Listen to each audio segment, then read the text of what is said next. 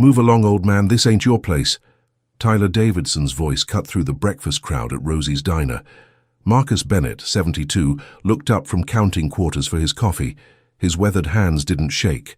His American flag pin caught the fluorescent light. "I'm just having breakfast, son," Marcus said quietly, his voice carrying decades of military discipline. Tyler leaned closer, his construction crew uniform still clean at 7:30 a.m., his attitude already filthy. "Don't son me.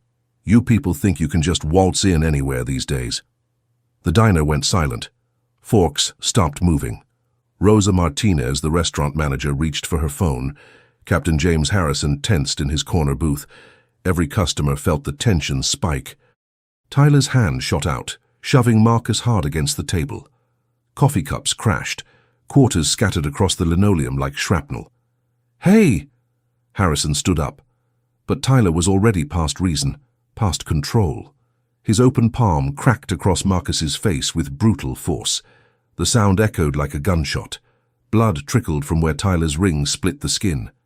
Marcus touched his burning cheek.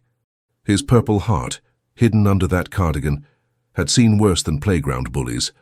He pulled out his phone with steady hands. One contact. David, Director, Homeland Security. Tyler Davidson had just slapped the father of America's most powerful law enforcement official. Rosa's hidden camera captured everything. Kevin Brooks filmed through the window, the security system recorded in perfect HD. Tyler thought he'd assaulted a helpless old man. Wrong. Federal backup was one phone call away. If you believe that no one should ever face racist assault while simply having coffee at a diner, type dignity below. Then comment your country and city. Let's see where people stand against hatred targeting our veterans worldwide. Your participation shows that respect knows no borders. Marcus dialed. The phone rang twice. "Dad, is everything okay?" The voice came through clear, authoritative. The entire diner heard it through Marcus's speaker. Tyler's face went white. "David, I'm fine, but there's been an incident," Marcus said calmly. "I wanted you to hear about this directly before it hits the news. Before it hits the, Dad, what happened? Who hurt you?" Marcus looked directly at Tyler Davidson, who had transformed from aggressive bully to frozen statue in 5 seconds. "A man named Tyler Davidson just assaulted me at Rosie's Diner in Fairmont. It's all been recorded." The silence was deafening. Rosa approached carefully. "Sir, is that really your son?" Marcus nodded. "David Bennett. He runs the Department of Homeland Security." Captain Harrison slapped his forehead. "Jesus Christ, Tyler, do you know what you just did?" Mrs. Linda Thompson, the bank manager having breakfast nearby, gasped so loud it echoed. "The David Bennett? The director?" "Dad, I'm sending a protective detail immediately," David's voice continued through the speaker. "And our legal team will want statements from all witnesses." The word legal hit Tyler like ice water. His mouth opened and closed like a fish. "Oh God," he whispered. "Oh God, oh God." Rosa's phone was already live streaming. The viewer count jumped from 50 to 200 to 800 to 3,000 in real time. Comments flooded the screen. "OMG, is that the Homeland Security guy's dad? Tyler Davidson about to get destroyed. Someone's going to federal prison." Outside, Kevin Brooks nearly dropped his camera. He'd been filming what he thought was small-town racism for his journalism class. Instead, he'd captured an assault on the father of one of the most powerful men in America. "Dad, are local authorities there yet?" David's voice cut through the chaos. "Not yet," Marcus replied. "But Captain Harrison is here. He's a witness." Harrison stepped forward, his face pale. "Mr. Bennett, I saw everything. Tyler Davidson assaulted you unprovoked." Tyler found his voice, panic making it crack. Wait. This is just a misunderstanding. No harm done, right, Marcus? I mean, Mr. Bennett, sir." Marcus looked at the man who'd called him "you people" 5 minutes ago. The man who'd shoved him, slapped him, humiliated him in front of a room full of people. "The harm was done when you assumed who I was based on how I look," Marcus said quietly. "But I didn't know. I didn't know who your son was." "And that makes it acceptable?" Tyler's face crumpled. The reality was sinking in. He'd just committed a federal crime on camera against the father of the Director of Homeland Security. Within 30 minutes, this local incident would be on the radar of federal investigators. Tyler Davidson's troubles were just beginning. 30 minutes earlier, Rosie's Diner had buzzed with typical Tuesday morning energy. Steam rose from fresh coffee pots. Local farmers filled corner booths discussing crop prices and weather forecasts. The smell of bacon and hash browns filled the air. In Fairmont, population 200. Everyone supposedly knew everyone. Marcus Bennett pushed through the glass door at exactly 7:30, just like every Tuesday for the past 3 years. His routine never varied. Black coffee, wheat toast, exact change, counted from a worn leather wallet. The elderly black man moved with quiet dignity, his navy cardigan showing its age but pressed neat and clean. Rosa Martinez looked up from behind the counter and smiled.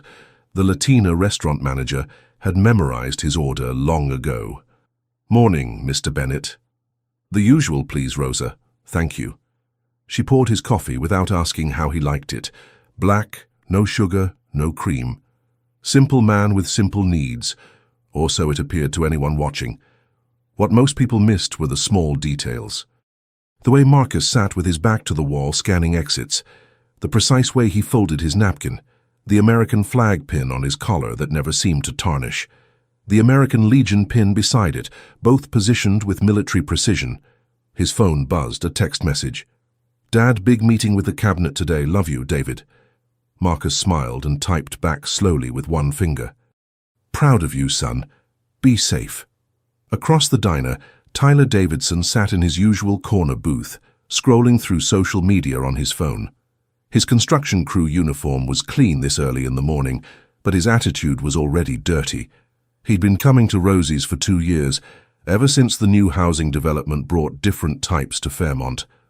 Tyler's eyes tracked Marcus's movements with obvious disdain. The old man's careful counting of quarters, his polite nods to other customers, the way he quietly minded his own business. Everything about Marcus Bennett seemed to irritate Tyler Davidson on a cellular level. "Don't know why they let just anyone in here these days," Tyler muttered to his breakfast companion loud enough for surrounding tables to hear. The businessmen at the next table shifted uncomfortably. Linda Thompson, the bank manager, glanced up from her newspaper with a frown, but nobody said anything. They never did. Rosa's jaw tightened as she refilled coffee cups. She'd watched this pattern develop over months, Tyler's comments getting bolder, his behavior getting more aggressive, his jokes getting less funny and more pointed. She'd thought about saying something to the owner, but Tyler was a regular customer who tipped well. Money talked louder than dignity in small-town diners. Outside the window, college student Kevin Brooks was setting up his camera equipment. His assignment was simple: document real small-town America for his journalism class. He'd chosen Rosie's Diner because it looked authentic, timeless, the kind of place where honest people shared honest conversations. Kevin adjusted his lens and checked his audio levels. His professor had emphasized capturing genuine moments, unguarded interactions that revealed character. He had no idea he was about to document something that would reach the highest levels of American government. But Tyler Davidson had no idea that the elderly veteran counting quarters had a son who could mobilize federal agents with one phone call. The security camera above Marcus's table blinked its red recording light.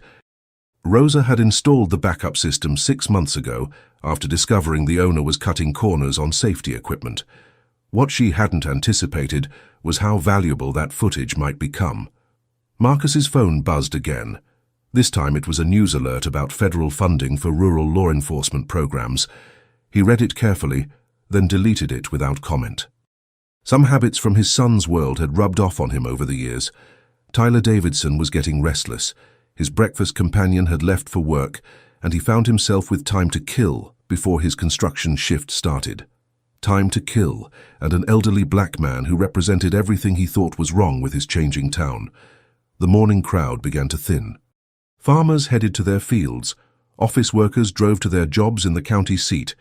The traveling businessman settled his check and left. Soon it would be just the regulars, the lingerers, and one old man who didn't know his peaceful Tuesday morning was about to become a nightmare. Rosa glanced at her phone, a text from Kevin outside. "Getting great footage of authentic small-town life. This place is perfect." She looked out the window and waved. Kevin waved back, still filming.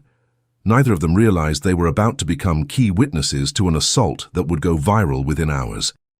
At 7:47 a.m., Kevin Brooks positioned his camera for the perfect shot of small-town America. He had no idea he was about to capture evidence that would reach the Director of Homeland Security's desk before lunchtime.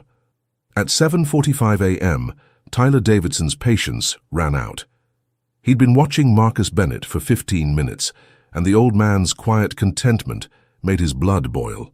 Tyler stood up, work boots deliberately loud on the linoleum. He crossed the diner with calculated steps, drawing every eye in the place. Marcus looked up as the shadow fell across his table. Tyler loomed over him, arms crossed, an expensive watch glinting. "Morning," Marcus said politely.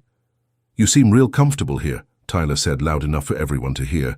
"Real comfortable for someone who doesn't belong." The diner went silent. Forks stopped moving. Rosa's hand moved toward her phone hidden in her apron pocket. The device her cousin had given her, a tiny camera embedded in a phone case, was already recording. "I'm sorry," Marcus said. "This ain't your kind of place, old man. Makes decent people uncomfortable having your type around." Linda Thompson shifted nervously. Captain Harrison tensed. The diner held its breath. Marcus had faced worse than playground bullies during his 3 tours in Vietnam. But this was about dignity, about the right to exist in peace. "I'm just having coffee," Marcus said quietly. "I'm not bothering anyone." "That's where you're wrong." Tyler leaned closer. "Your being here bothers me, bothers a lot of good people." Outside, Kevin's camera captured every word. He'd started filming local color. Now he was documenting something much darker.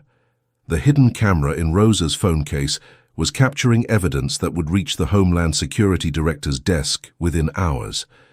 The security system recorded everything with perfect clarity. Audio, video, timestamps that would become crucial evidence. Marcus reached for his wallet to leave, but Tyler's hand slammed down on the table. "Don't walk away when I'm talking to you." Coffee sloshed, quarters scattered across the table and hit the floor. "Sir, please," Marcus said. "I don't want trouble." "Trouble?" Tyler laughed without humor. "Old man, you are trouble, everyone like you, acting like you own this place." Rosa pulled out her phone openly now, the hidden camera in her case already running. She'd been silent too long. Harrison half stood, unsure how to intervene. Linda looked around frantically for support. Marcus stood slowly, military bearing evident despite his age. Something in his posture made Tyler step back momentarily. "I'm leaving now," Marcus said with quiet dignity, but Tyler wasn't done. He'd started something in front of an audience. His pride wouldn't let him back down. Tyler stepped sideways, blocking Marcus's path to the door. "You'll leave when I say you can leave." Physical intimidation, public humiliation, witnessed by dozens and recorded by multiple cameras. Tyler Davidson had crossed a line that would destroy his life. "Please move," Marcus said, his voice steady despite the situation. "Make me, old man." Tyler's lips curled into a sneer. "What you going to do, call your mummy?" The racist taunt hit its target. Marcus's jaw tightened, but his military training held. Never escalate. Never give them an excuse. But Tyler Morrison wasn't looking for excuses anymore. "You people think you can just waltz in anywhere," Tyler continued, his voice rising. "Think you own everything. Well, this is my town and I decide who belongs." Marcus stepped to the left, trying to go around. Tyler shifted to block him. "I said, you're not leaving." That's when Tyler shoved him hard. Marcus stumbled backward into the table. His hip caught the edge, coffee cups crashed to the floor. The sound of breaking ceramic filled the diner like gunshots. "Hey," Captain Harrison stood up. "That's enough." But Tyler was just getting started. The shove had felt good. The power, the control, the way the old man's eyes widened in shock. He wanted more. "Mind your own business, Harrison," Tyler snarled without taking his eyes off Marcus. "Unless you want some too." Rosa raised her phone higher, making sure both devices captured everything. Her hands shook, but the video stayed steady. "Stop it, Tyler," she said firmly. "He's done nothing wrong." "Shut up, Rosa. You want to keep your job? You'll stay out of this."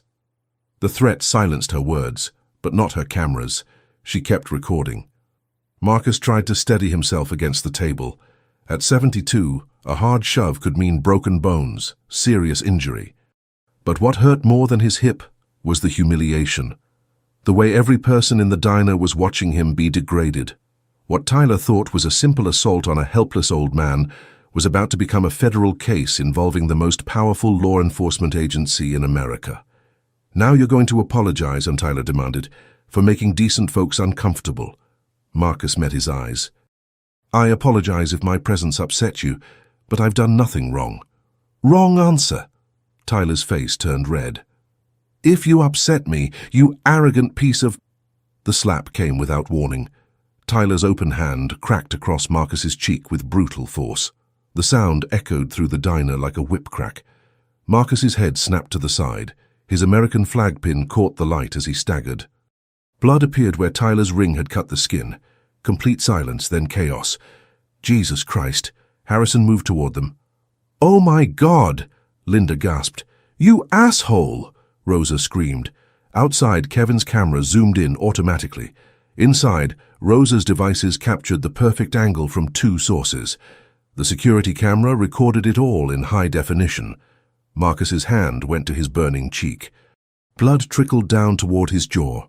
For a moment, the elderly veteran looked exactly like what he appeared to be, a helpless old man being brutalized by a racist thug. But then something shifted in Marcus's posture. His shoulders straightened, his chin lifted. 72 years of dignity and military training kicked in. "You just made a serious mistake," Marcus said quietly. Tyler laughed. "Yeah? What are you going to do about it, Grandpa?" Marcus reached into his pocket. Not for a weapon, for his phone. "I'm going to call my son." "Your son?" Tyler's laughter got louder. "What's he going to do? Come fight your battles?" Marcus scrolled to his contacts. The first name on the list, David, Director, Homeland Security. But Tyler Davidson was too high on adrenaline and racism to notice the phone. He was performing for his audience, drunk on power and applause that wasn't coming. "Hit me back, old man," Tyler demanded. "Come on, show everyone what you're really made of." Harrison stepped closer. "Tyler, you need to stop this right now." "For what?" Tyler spun around. "You going to arrest me? For what?" "Teaching some respect." That's when Marcus dialed. The phone rang once, twice, then a voice answered, "Dad, is everything okay?" The diner went dead quiet. Something in that voice, that immediate concern, that authority. This wasn't someone's cousin or nephew. This was someone important. "David," Marcus said calmly, "I'm fine, but there's been an incident." "Dad, are you hurt? Where are you?" "I can have agents there in 20 minutes. The voice came through Marcus's phone speaker, clear and authoritative. Every person in Rosie's diner heard it. Every phone camera captured it. The security system recorded it all. Tyler's face went white. "Agents," he whispered. "No, son," Marcus said calmly into the phone. "I'm not seriously injured. But I wanted you to hear about this directly before it hits the news." "Before it hits the—" "Dad, what happened? Who hurt you?" Marcus looked directly at Tyler Davidson, who had gone from aggressive bully to statue in 5 seconds. "A man named Tyler Davidson just assaulted me at Rosie's diner in Fairmont. It's all been recorded." The silence in the diner was deafening. "Sir." Rosa approached Marcus carefully. Is that really your son?" Marcus nodded. "David Bennett. He runs the Department of Homeland Security." Captain Harrison's face went pale. "Jesus Christ, Tyler. Do you know what you just did?" Linda Thompson gasped so loud it echoed. "The David Bennett, the director." "Dad, I'm sending a protective detail immediately." David's voice continued through the speaker. "And our legal team will want statements from all witnesses."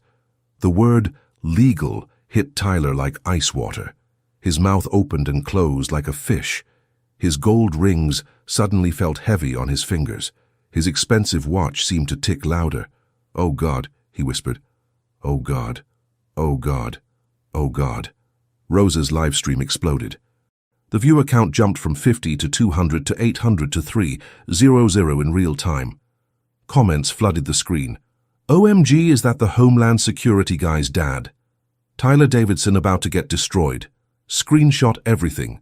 Someone's going to federal prison. Outside, Kevin nearly dropped his camera. He'd been filming what he thought was small-town racism. Instead, he'd captured an assault on the father of one of the most powerful men in America. "Dad, are the local authorities there yet?" David's voice cut through the chaos. "Not yet," Marcus replied. "But Captain Harrison is here. He's a witness." Harrison stepped forward, his face still pale. "Mr. Bennett, I saw everything. Tyler Davidson assaulted you unprovoked." Tyler found his voice. Panic making it crack.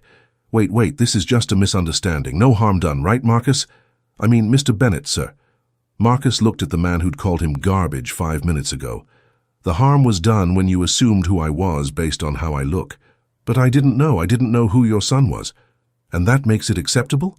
Within 20 minutes, Sheriff Richard Hayes arrived at Rosie's Diner, his body camera recording everything. He'd known Marcus Bennett for years as a quiet, regular customer. He'd also known Tyler Davidson as a troublemaker with connections to local contractors and politicians.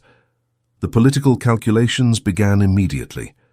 "Morning, Marcus," Hayes surveyed the scene, noting the broken coffee cups. The witnesses with phones out, the tension thick enough to cut. "Heard there was an incident." Rosa stepped forward, both her devices still recording. "Sheriff, Tyler Davidson assaulted Mr. Bennett. I got it all on video." Hayes reviewed the footage on Rosa's phone.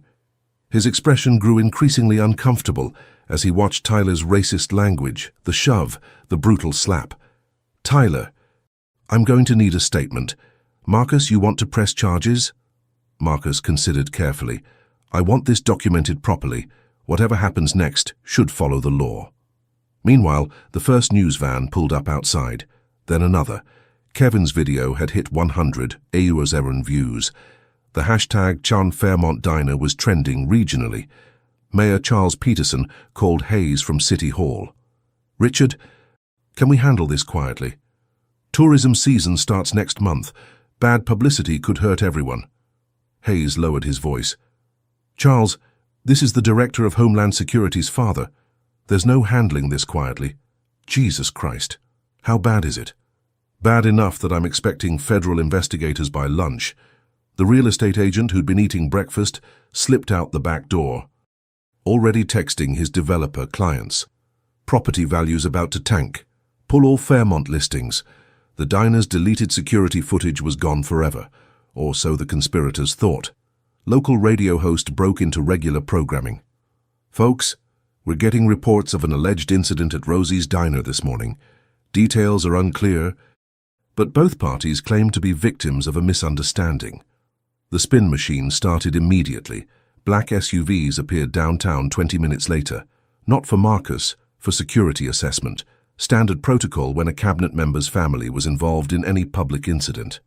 The regional news stations picked up the story by 10:00 a.m. Alleged assault at small-town diner involves family member of high-ranking federal official. Local man claims incident blown out of proportion. Federal civil rights investigators reportedly en route to Fairmont. The town began choosing sides. Team Justice grew rapidly. Rosa's social media followers jumped from 800 to 15,000. Regional civil rights groups started making calls. Veteran organizations expressed outrage. The hashtag Respect Our Elders began trending. Team Deflection circled the wagons. Local Facebook groups exploded with comments.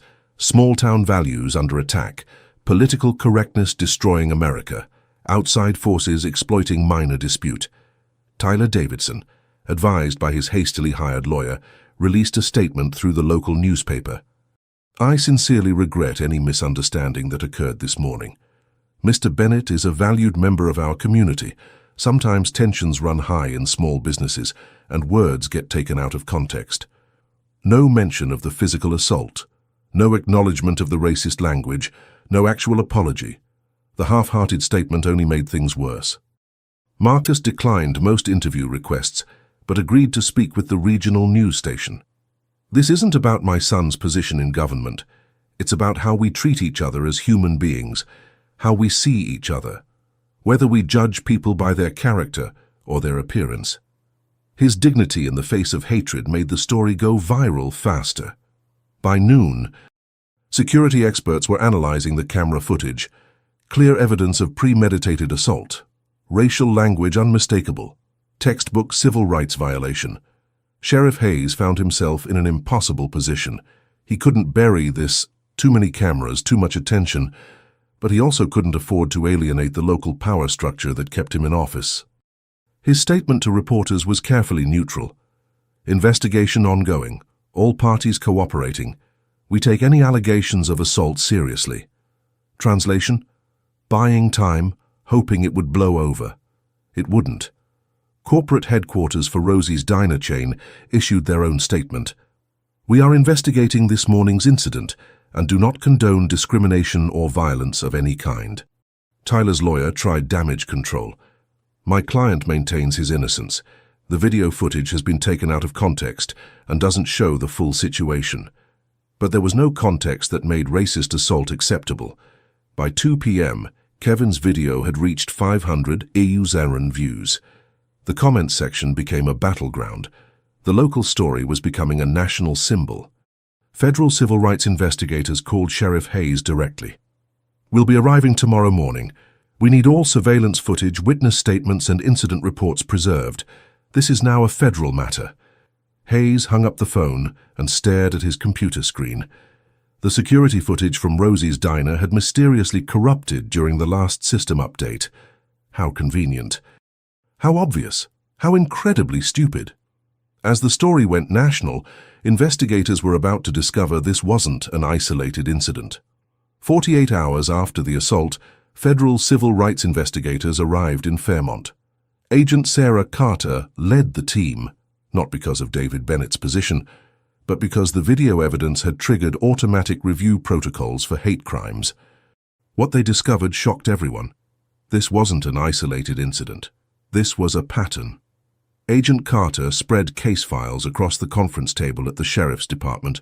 Each folder represented a different victim, a different incident, but the same ugly truth. March 2024.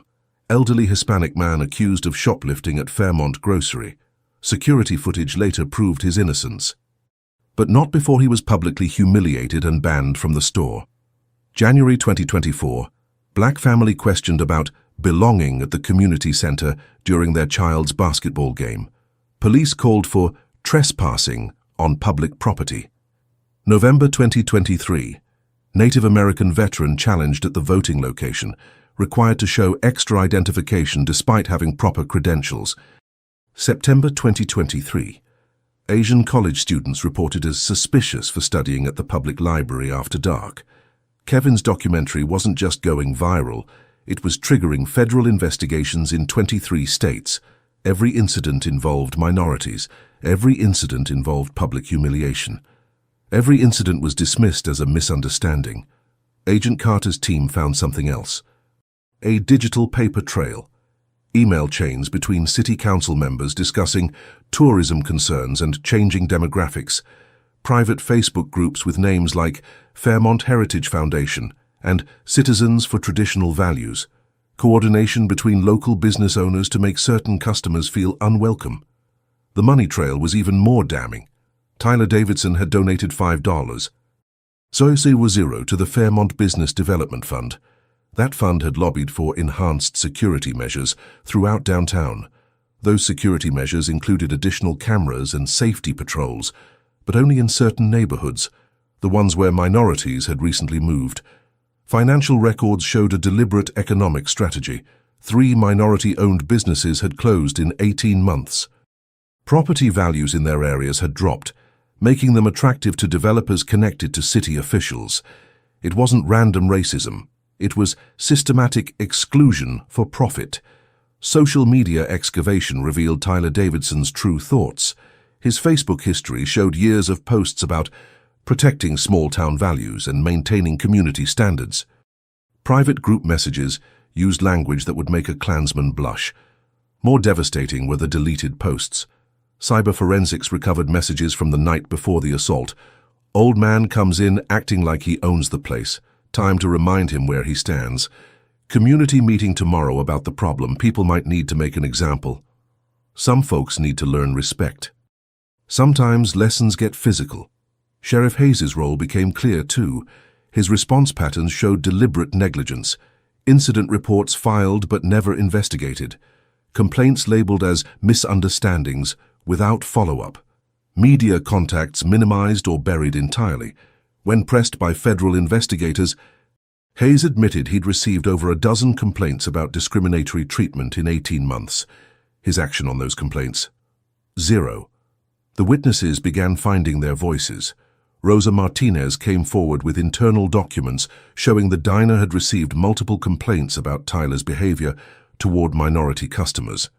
She'd reported them to corporate headquarters 3 times. Corporate had done nothing. Captain Harrison revealed he'd been documenting incidents for 6 months, keeping his own files because official channels were useless. Linda Thompson provided the biggest bombshell so far. She'd discovered something in the bank's loan application files that would blow the conspiracy wide open. The institutional audit revealed systematic failure.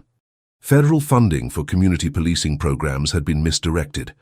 Civil rights compliance records were fabricated. Grant applications contained false information about diversity and inclusion efforts.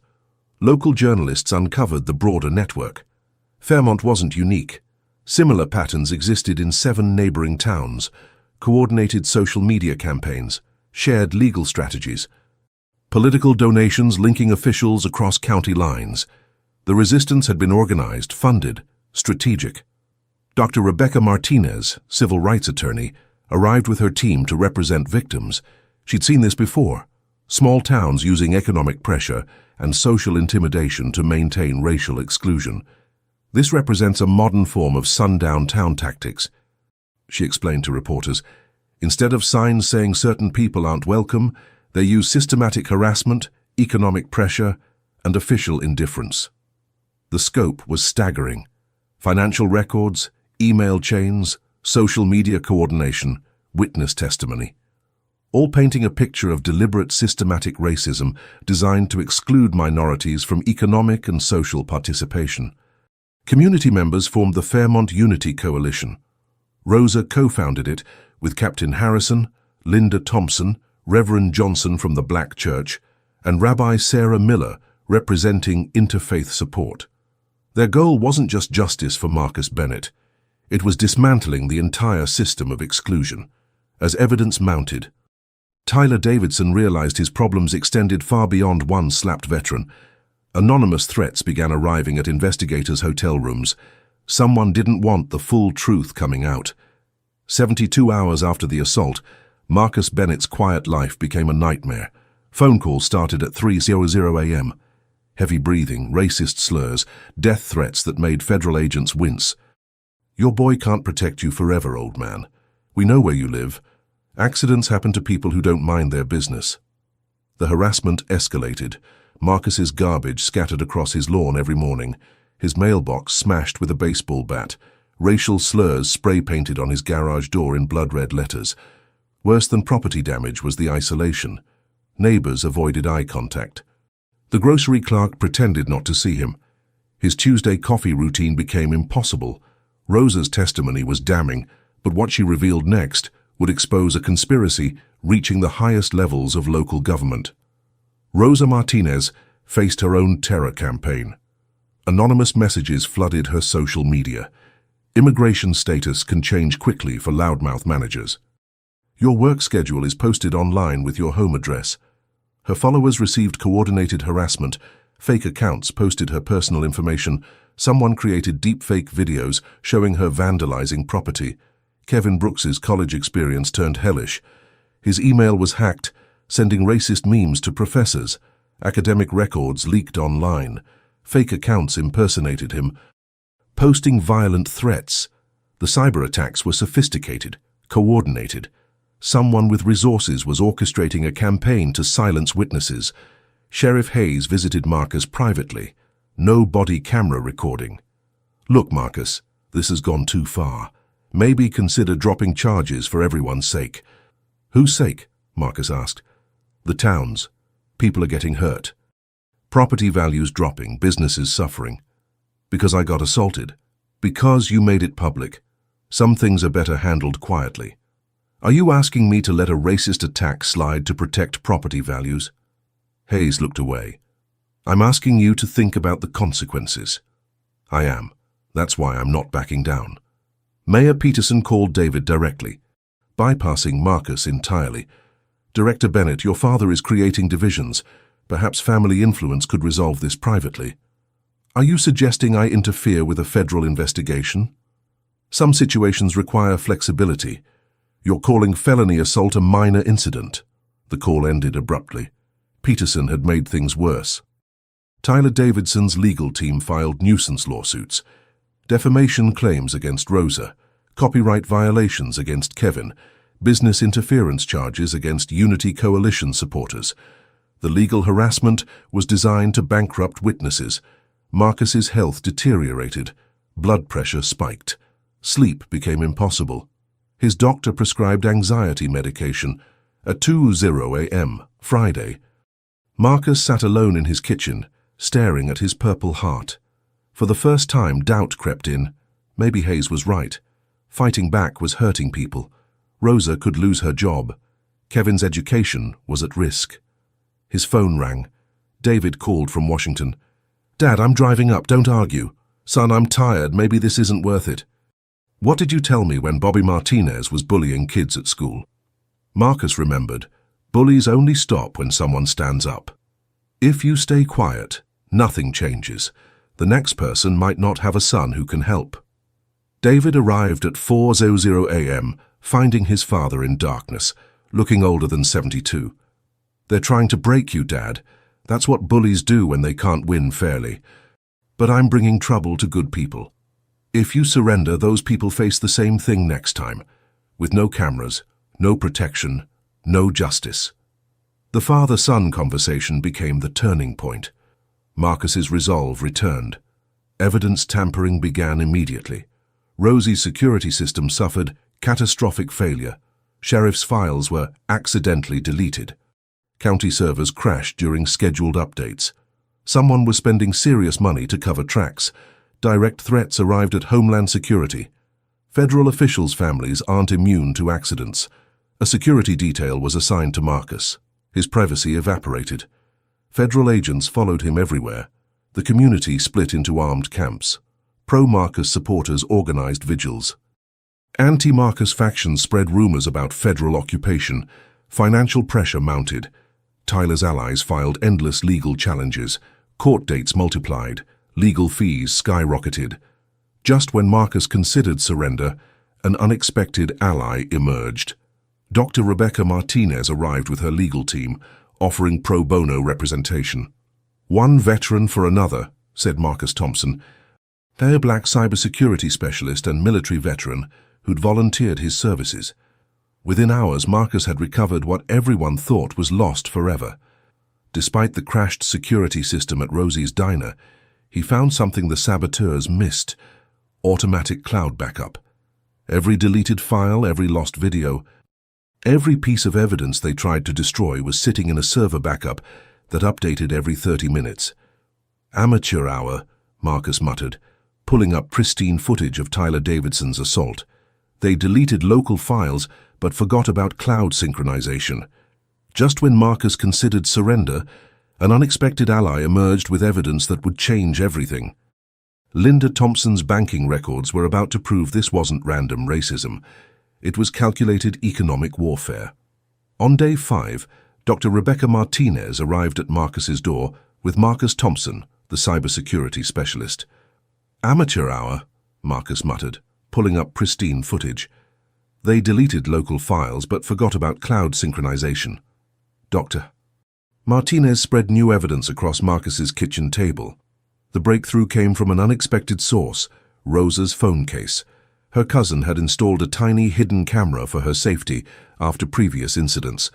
The device, smaller than a quarter, had captured Tyler Davidson's immediate reaction after the assault. Tyler to his assistant, "Get me Mayor Peterson on the phone. We need to control this narrative before it explodes nationally." The smoking gun proved premeditation and conspiracy. Marcus's digital forensics revealed more devastating evidence. Phone records showed 47 calls between Tyler Davidson and Mayor Peterson in 3 days following the assault. A private group chat among Fairmont business leaders contained explicit racial language and coordinated response strategies. The deleted social media posts told the real story. Phase 1 working perfectly. 3 minority businesses closed this year. Property values stabilizing in target neighborhoods. Need to maintain pressure on remaining problem residents. Small gestures send big messages. If the old man's family has connections, we handle it like the others. Money talks louder than justice. Linda Thompson, the bank manager, came forward with internal documents that shattered Tyler's defense. His business loan applications contained discriminatory language about demographic concerns affecting property values. Bank meeting minutes discussed maintaining community standards through selective lending practices. The financial conspiracy was massive. Property development deals contingent on demographic management. Insurance claims against minority-owned businesses showed suspicious patterns. City contracts favored companies that supported the exclusion campaign. Linda's testimony was devastating. I've been working at Fairmont Community Bank for 15 years. 6 months ago, I started noticing patterns in loan denials. Qualified minority applicants rejected for reasons that didn't make financial sense. White applicants with worse credit approved immediately. She pulled out spreadsheets. I ran the numbers. Over 18 months, minority business loan approval rate 23%. White business loan approval rate 87%. Same risk profiles, same collateral requirements. Completely different outcomes. Agent Carter leaned forward. Did you report this? To the bank president. He told me to focus on my job and stop looking for problems that don't exist. Linda's voice shook with anger, so I started documenting everything. Every denied application, every approved application, every meeting where race was discussed in coded language. The evidence was overwhelming. Email chains between bank executives and city officials, need to maintain neighborhood character in the historic district, concerned about property value impacts from certain demographic shifts. Selective lending practices can guide community development without explicit discrimination. Tyler Davidson's loan applications were particularly damning. His construction company had received 3 business expansion loans totaling $850 Zulu dollars over 2 years. His applications included market analysis sections describing demographic threats to property values and community stability concerns from minority influx. One application stated explicitly, new housing development will target traditional American families seeking to preserve small-town values. Marketing will emphasize community character and selective resident screening. The Veterans Network mobilized nationwide. Colonel Sarah Davis, retired, issued a statement. American veterans don't abandon each other. Marcus Bennett served his country with honor. We stand with him. Social media exploded with support. Veterans for Marcus trended nationally. Military bases shared Marcus's story. VA hospitals posted solidarity messages. Dr. Martinez assembled a legal powerhouse.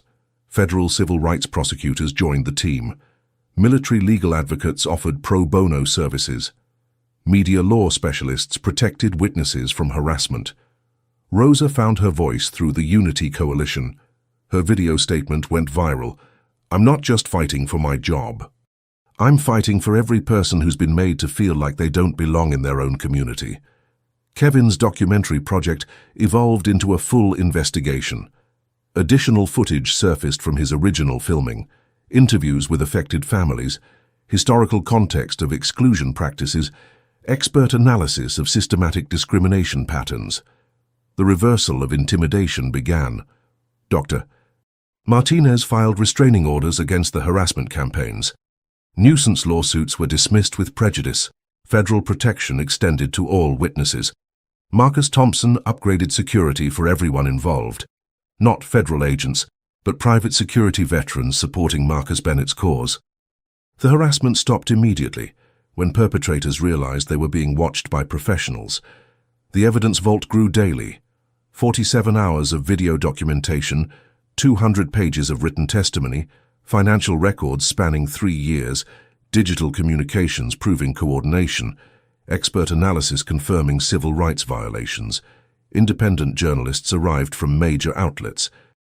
National civil rights organizations sent representatives. Legal scholars offered academic support.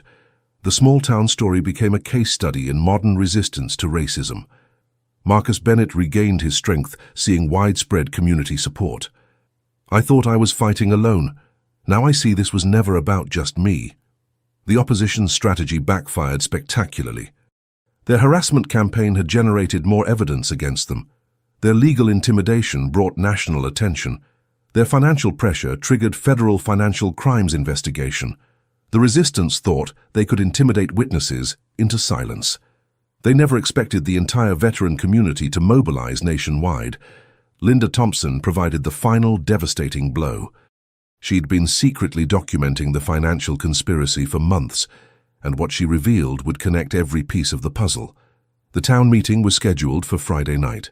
Both sides prepared for the final confrontation. The pro-justice coalition had documented evidence, witness testimony, legal support, and national attention. They offered a reconciliation pathway, acknowledgement, accountability, and systematic reform. The resistance faction tried last-ditch intimidation, economic fear tactics, political pressure campaigns, anonymous threats against community leaders, but their power was broken. Too many people had found courage, too much evidence was public, too many allies had joined the fight. The night before the town meeting, someone leaked Tyler Davidson's private messages to social media. Screenshots spread across every platform, his real thoughts about minorities, his coordination with officials, his celebration of successful exclusion tactics. Day 6 brought an explosion that shook Fairmont to its foundation. Kevin's documentary trailer dropped on YouTube at 6:00 a.m. The Marcus Bennett story. When dignity meets power. 500. Azure views in 6 hours, 1 million by noon. Comments flooded faster than moderators could process. Justice for Marcus, trending nationally alongside Jack Fairmont accountability. Celebrity endorsements poured in. Professional athletes shared the video. Musicians posted solidarity messages. The leaked screenshots of Tyler's private messages went viral simultaneously. His real thoughts captured in his own words. "These people need to learn their place. Small actions send big messages. If we don't maintain standards, property values tank and our community changes forever." The old man got lucky with his son's connections.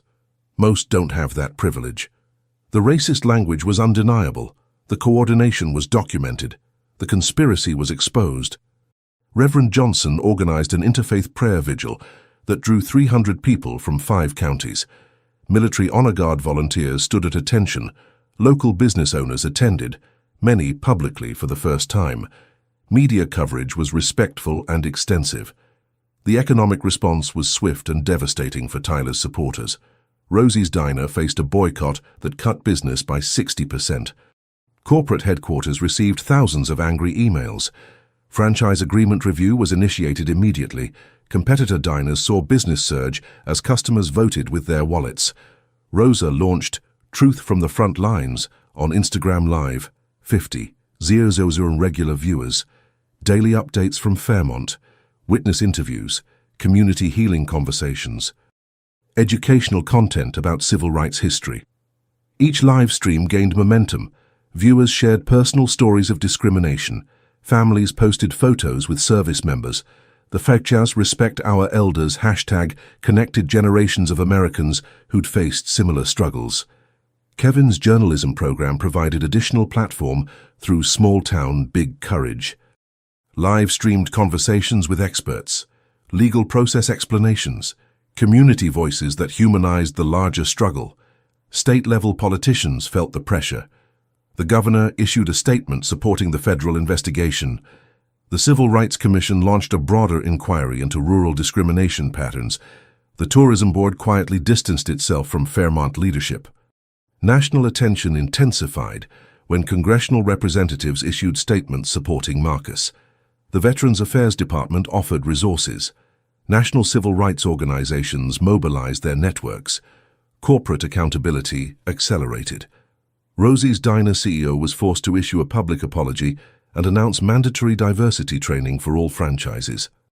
A community investment fund was established with $500,000 for inclusive economic development.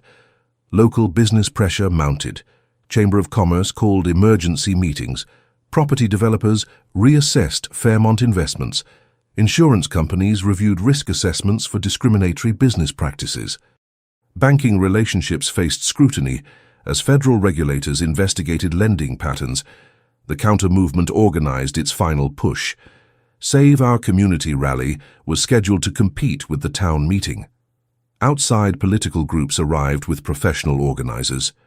Social media disinformation campaigns spread false information about federal overreach and constitutional violations. But their messaging fell flat. Too much evidence was public. Too many local voices supported justice. Too many allies had joined the movement. Security concerns escalated as extremist groups threatened to disrupt the town meeting. Federal authorities monitored communications. Local law enforcement requested state backup. Community leaders organized peaceful security protocols. The momentum peaked as dawn broke on town meeting day. National media trucks filled downtown Fairmont. Community members arrived from surrounding counties. Legal teams finalized presentations for the evening showdown. Marcus Bennett stood at his kitchen window, American flag pin positioned precisely on his cardigan collar. Today, Fairmont would decide its future. Today, dignity would face down hatred in front of the entire nation. The backup Tyler Davidson never saw coming had arrived. Not just federal badges and powerful connections, an entire movement of Americans who believed justice wasn't negotiable. The town meeting would begin at 7:00 p.m. 600 people were expected. Every major news network would be there. The whole country was watching. Tyler's private emails were about to go public, revealing a conspiracy that would shock even his own supporters. 7:00 p.m. Fairmont Community Center, packed beyond capacity. 400 seats, 600 people.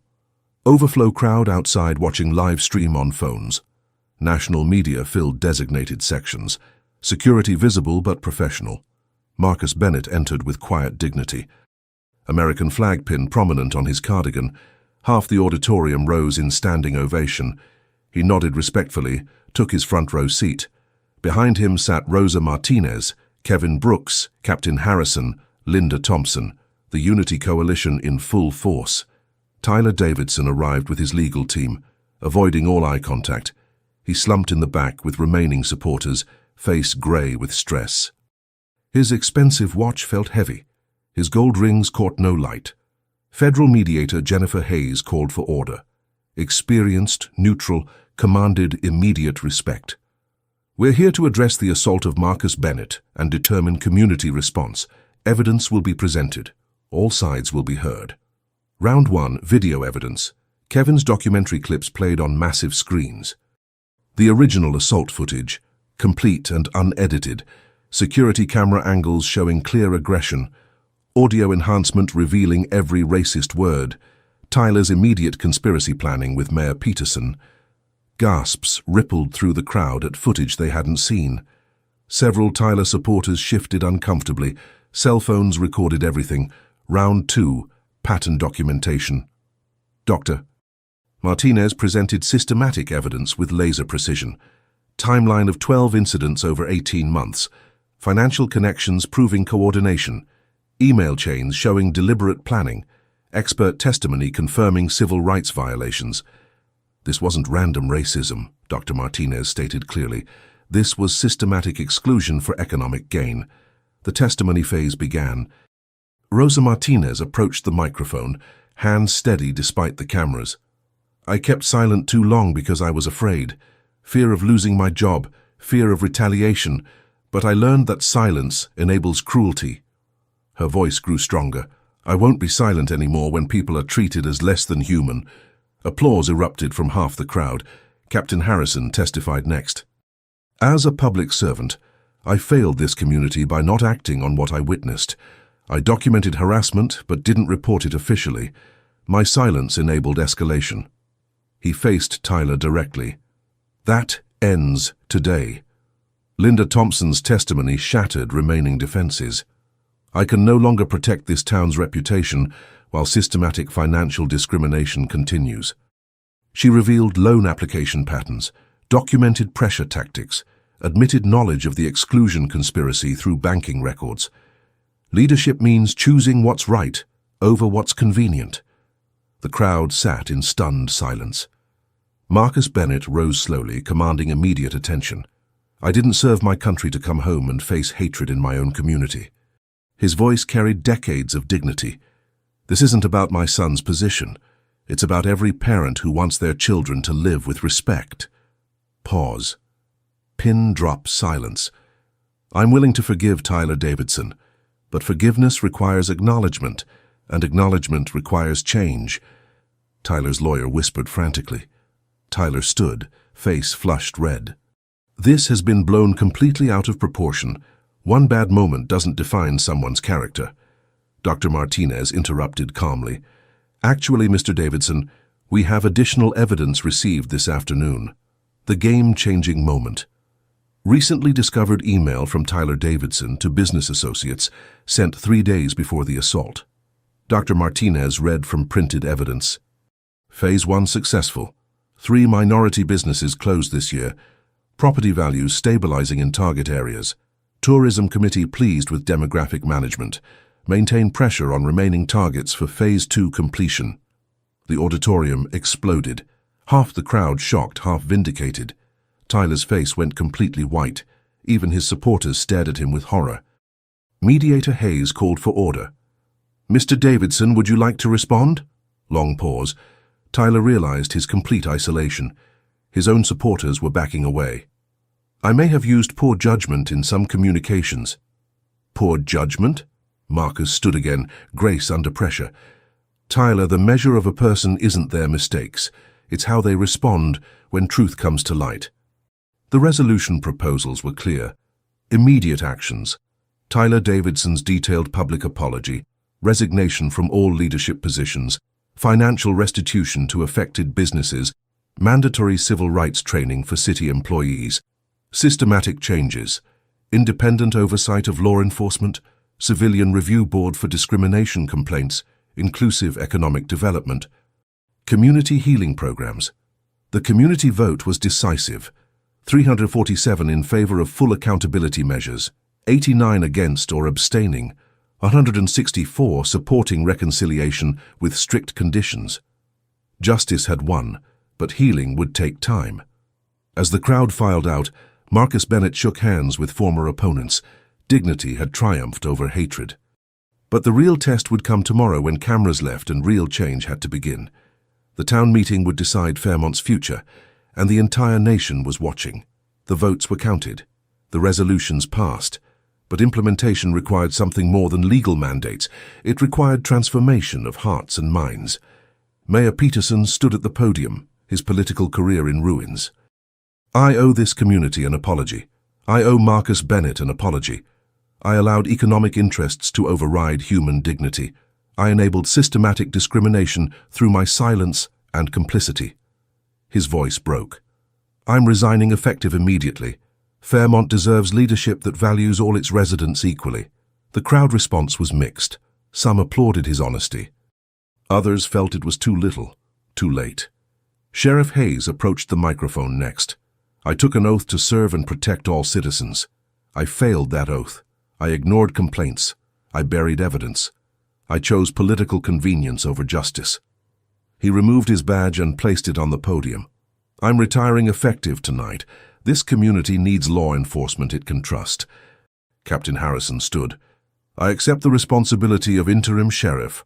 My first act will be establishing the Civilian Oversight Board as voted tonight. My second will be reopening every dismissed discrimination complaint from the past 3 years. Tyler Davidson remained seated, his lawyer's hand on his shoulder. But Dr. Martinez wasn't done. Mr. Davidson, the community has voted for accountability.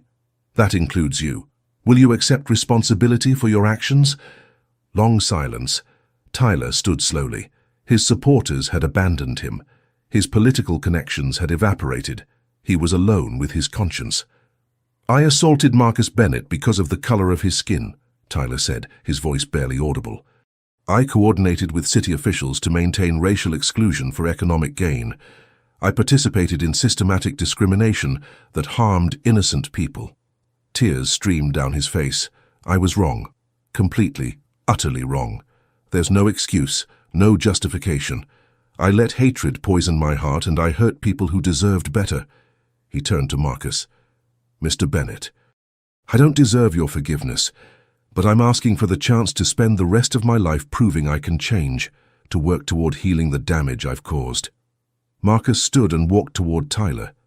The auditorium held its breath. What would happen when victim faced perpetrator? Marcus extended his hand. Change starts with acknowledgement. You've taken the first step. The next 1,000 steps will be harder, but I believe in redemption for those who genuinely seek it. Tyler took his hand, sobbing openly. The handshake lasted several seconds. Cameras captured it from every angle. That image would become iconic. Dignity, extending grace to brokenness. Rosa Martinez announced the formation of the Community Relations Board. Our first priority is ensuring no one else experiences what Marcus Bennett experienced. Our second is creating economic opportunities for all residents. Our third is education and healing. Linda Thompson revealed the bank's commitment to fair lending practices. Independent auditors will review every loan decision. Discriminatory patterns will be eliminated. We're establishing a minority business development fund with $200 in seed capital. Kevin Brooks shared plans for his documentary series. This isn't just about Fairmont. It's about every community facing similar struggles. Part 2 will examine how systematic change happens, how ordinary people create extraordinary transformation. The Interfaith Coalition announced weekly community dialogues. The Veterans Network pledged ongoing support. The Unity Coalition presented a 5-year plan for inclusive development, but the most powerful moment came from an unexpected source. Mrs. Helen Morrison, Tyler's mother, approached the microphone. My son did terrible things. I raised him better than this. But somewhere, he learned hatred instead of love. Her voice carried pain and determination. I'm starting a parents' group for families who've lost loved ones to extremism and hate. We need to understand how this happens, how good people become capable of cruelty, how we can stop it before it starts. The meeting concluded at 11:00 p.m. 4 hours of testimony, evidence, tears, anger, hope, and commitment to change. As people filed out, small conversations began. Former opponents talking cautiously, healing starting in tiny, tentative ways. Marcus Bennett stood in the parking lot, surrounded by supporters and press. What happens next? A reporter asked. Tomorrow morning I'm going back to Rosie's Diner for coffee, Marcus said simply, because that's what dignity looks like. Not running away, not seeking revenge, just living my life with the respect I deserve and extending that respect to others. David Bennett put his arm around his father's shoulders. I'm proud of you, Dad. I'm proud of this community, Marcus replied. They chose justice over convenience. That's not easy, but it's necessary. The cameras captured father and son walking to their car, both wearing American flag pins, both embodying the values they'd sworn to protect. 3 months later, Fairmont was transformed. Federal civil rights charges were filed against Tyler Davidson. Assault, conspiracy to violate civil rights, obstruction of justice. His trial was scheduled for 6 months out. The $3 million settlement compensated affected community members. Federal monitoring of local law enforcement would continue for 3 years. Local leadership changed completely. Mayor Peterson resigned, replaced by a Unity platform candidate who won in a landslide. Sheriff Hayes retired early, with Captain Harrison winning the special election unanimously. 4 new council members were elected on platforms of inclusion and accountability. Rosie's Diner reopened under new management, after corporate revoked the previous franchise. Mandatory diversity training for all staff. New hiring practices, emphasizing community representation. 3 minority-owned businesses opened within 2 months. The Community Investment Fund reached $500 million. Tourism campaigns now advertised, Fairmont, where everyone belongs. Marcus Bennett returned to his quiet routine, respected as an elder statesman. Every Tuesday, he still ordered black coffee and wheat toast at Rosie's. The new management knew his order and refused to let him pay. "Your courage saved this community," the new manager said. "Coffee's on us for life." Rosa Martinez balanced her new position as Community Relations Director, with occasional shifts at the diner to remember where I came from. She planned Fairmont's first diversity festival, expecting 500 attendees. Corporate had promoted her, but she chose to stay in Fairmont. The work isn't finished. Kevin Brooks's documentary won the State Journalism Award and earned him a full scholarship to Northwestern. His follow-up series, Small Towns, Big Change, was picked up by a major streaming network.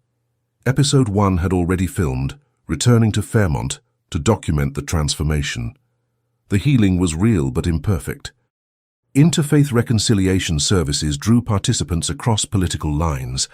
Some former Tyler supporters attended, genuinely seeking to understand and change. Others left town rather than face accountability. Tyler Davidson completed his first month of court-ordered community service at the Veterans Center. He worked in silence, cleaning floors, serving meals, listening to stories of service and sacrifice. Marcus Bennett volunteered there too. They didn't speak much, but Tyler's presence was his apology in action. The ripple effects spread nationally. 47 communities implemented reforms using the Fairmont model. Congressional legislation was proposed based on the legal precedents. Kevin's documentary total views reached 7 million. Community investment funds exceeded $847.22 across all inspired communities. Similar investigations launched in 23 states. 6 months later, Dr. Martinez called Marcus about a new case in Riverside County. "Marcus, we have another situation involving an elderly veteran facing discrimination. We could use someone who understands dignity under fire."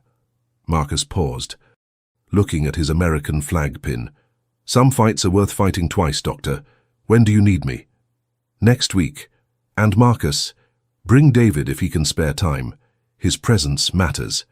The Bennett legacy was growing, not through power and position, but through consistent dignity in the face of hatred. Father and son both understood. Real change happens when ordinary people refuse to accept injustice as normal. The final scene showed Marcus and David driving to Riverside together. The radio played news about Fairmont's transformation becoming a national model. "Think it'll last, Dad?" David asked. "The reforms, the changes?" Marcus considered carefully. "Some will, some won't. But we planted seeds. Showed people another way is possible. That's how movements start. One person, one town, one refusal to stay silent. You did more than refuse to stay silent. You transformed a community. No, son, the community transformed itself. I just held up a mirror so they could see who they'd become. They didn't like the reflection. That's when real change became possible." They drove in comfortable silence for a while. Then Marcus spoke again. "Tyler Davidson sent me a letter yesterday." "What did it say?" "That he's working at the Veterans Center, that he's in therapy, that he's trying to understand how he became capable of hatred." Marcus paused, and he asked if I'd meet with him when I'm ready. "Are you ready?" "Not yet. Maybe never. But I'm considering it, because dignity doesn't mean holding grudges. It means holding standards. If he's genuinely changing, that matters." The Bennett family arrived in Riverside. Another veteran needed support. Another community needed transformation. Marcus Bennett, 72-year-old veteran with a Purple Heart and an American flag pin, was ready. Because heroes don't always wear capes. Sometimes they wear cardigans and count quarters for coffee. Sometimes they simply refuse to be invisible. Thank you to everyone who typed dignity and shared your locations with us. Seeing this global community united for accountability and truth proves that justice is a universal human value. If this story moved you, please subscribe for more stories of courage triumphing over systematic injustice. Until next time, remember that one person's refusal to stay silent can transform an entire community.